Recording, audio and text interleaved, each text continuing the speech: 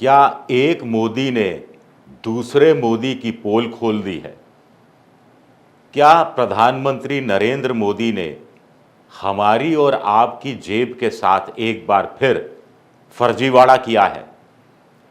क्या ग्रुप 20 के देशों की बैठक से पहले भारत की अर्थव्यवस्था की एक झूठी तस्वीर पूरी दुनिया के सामने परोसी गई है? नमस्कार, मैं हूं आपका दोस्त विजय विद्रोही। आप मुझसे जुड़ चुके हैं, इसके लिए आप सबका तहे दिल से शुक्रिया। और मैं अगले 7-8 मिनट आपसे जुड़े रहने की कोशिश करूंगा। मेरी आपसे गुजारिश है कि ये बड़ा गंभीर किस्म का वीडियो है, पूरा देखिएगा इसे और लाइक कीजिए, सब्सक्राइब कीजिए, शेयर कीजिए अगर ये वीडियो पसंद आए तो। भारत की ये जो मौजूदा वित्तीय वर्ष चल रहा है, जो 2023-2024, इसकी पहली तिमाही यानी अप्रैल से लेकर जून के बीच में भारत की विकास दर 7.8% रही। ये भारत सरकार ने आंकड़ा जारी किया है।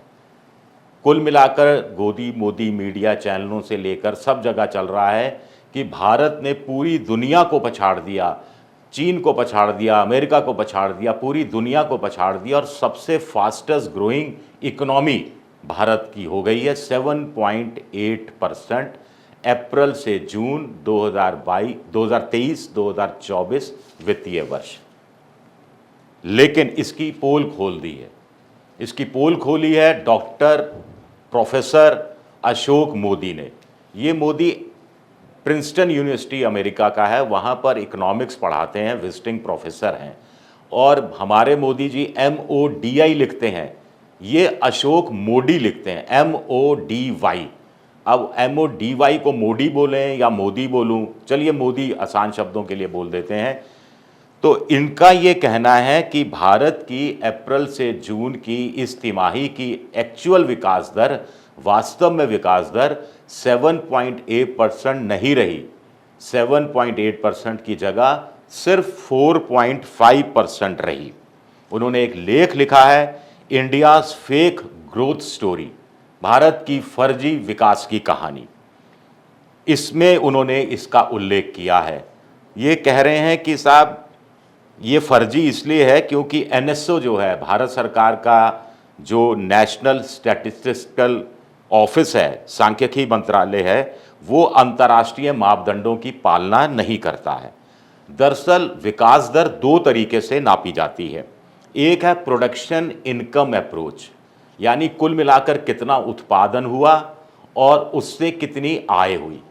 और दूसरा है एक्सपेंडिचर अप्रोच, यानी कितना खर्च हुआ, यानी कितना सरकार ने खरीदा, कितना प्राइवेट सेक्टर ने खरीदा, कितना दूसरे लोगों ने खर्च किया, वो उत्पादन जो कि उत्पाद के रूप में हमारे सामने आया।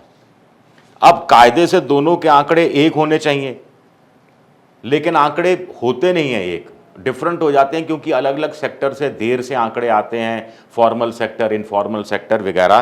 तो इसमें क्या करता है NSO, बैलेंस करता है। गौर से करिए, सुनिएगा, ये प्रोडक्शन अप्रोच है और जो एक्सपेंडिचर अप्रोच है, इसमें जो फर्क होता है उसको डिस्क्रिपेंसी के रूप में सामने लाता है, विसंगति के रूप में सामने लाता है, और वो एक्सपेंडिचर बेस्ड अप्रोच में इसको जोड़ देता है। अब कहेंगे यार थोड़ा भारी होता जा रहा है, तो चलिए थोड़ा आसान शब्द में आपको समझाता हूं कि ये प्रोडक्शन इनकम अप्रोच क्या होता है।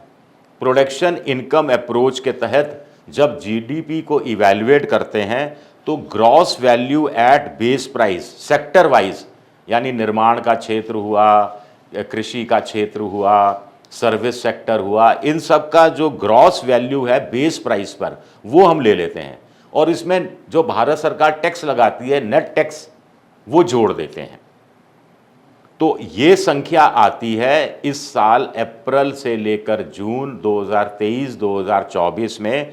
इससे भारत की जो विकास दर रही वो 40,37,144 करोड़ रुपए निकाली गई, जो पिछले साल यानी अप्रैल जून 2022-23 की में 37,44,285 करोड़ थी।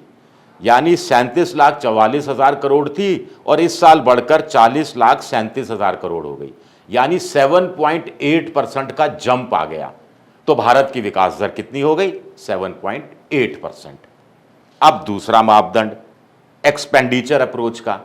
एक्सपेंडिचर अप्रोच में खर्च, यानी भारत सरकार ने जितना खर्च किया वो जोड़ दिया जाता है, प्राइवेट सेक्टर ने जितना खर्च किया उसको जोड़ दिया जाता है, खर्च यानी खरीदारी की। इसमें जो निवेश हुआ वो जोड़ दिया जाता है, स्टॉक बाजार में जो उतार चढ़ाव हुआ वो जोड़ दिया जाता है, सोना चांदी जैसी कुछ वैल्यूएबल आइटम्स की कीमतों का उतार चढ़ाव वो जोड़ दिया जाता है, और फिर भारत से कुल एक्सपोर्ट कितना हुआ, निर्यात कितना हुआ, ये सब जोड़ दिया जाता है। और इसमें से भारत में कितना आयात हुआ वो घटा दिया जाता है, आयात को घटा दिया जाता है।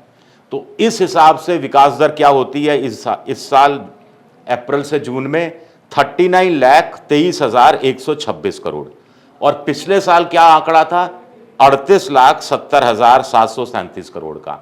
यानी 38,70,000 पिछली बार था, ये बढ़कर 39,39,23,000 कुछ हो गया। तो विकास दर रही कितनी? 1.4%।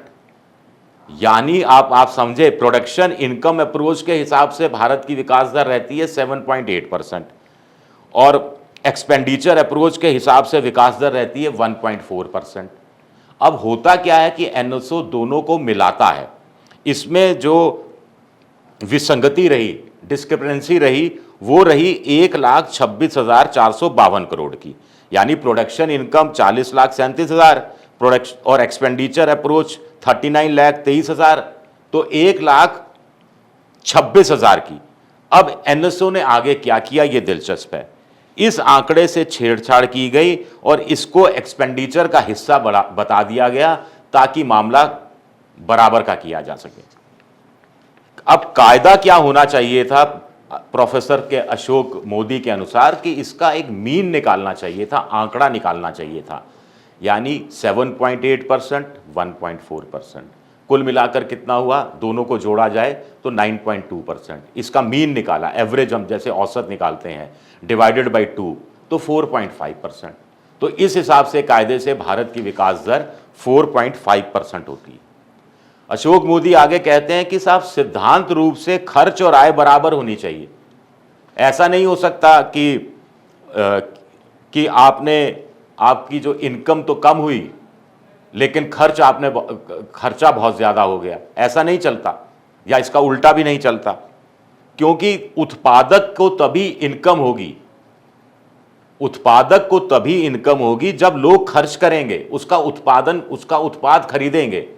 मान लीजिए मैं साबुन बनाता हूं और मेरा साबुन बिकेगा ही नहीं तो मुझे इनकम क्या खाक होगी, और मेरा साबुन जितना मैं बनाता हूं उसका 90% या 100% बिक गया तो मुझे ज़्यादा आय होगी। अब इस हिसाब से देखें तो भारत में गजब है। अप्रैल से जून के बीच में उत्पादन से इनकम तो 7.8% बढ़ जाती है, और खर्चा जो एक्सपेंडिचर है वो सिर्फ 1.4% ही बढ़ता है। अब इसे जायज़ कैसे ठहराया जा सकता है?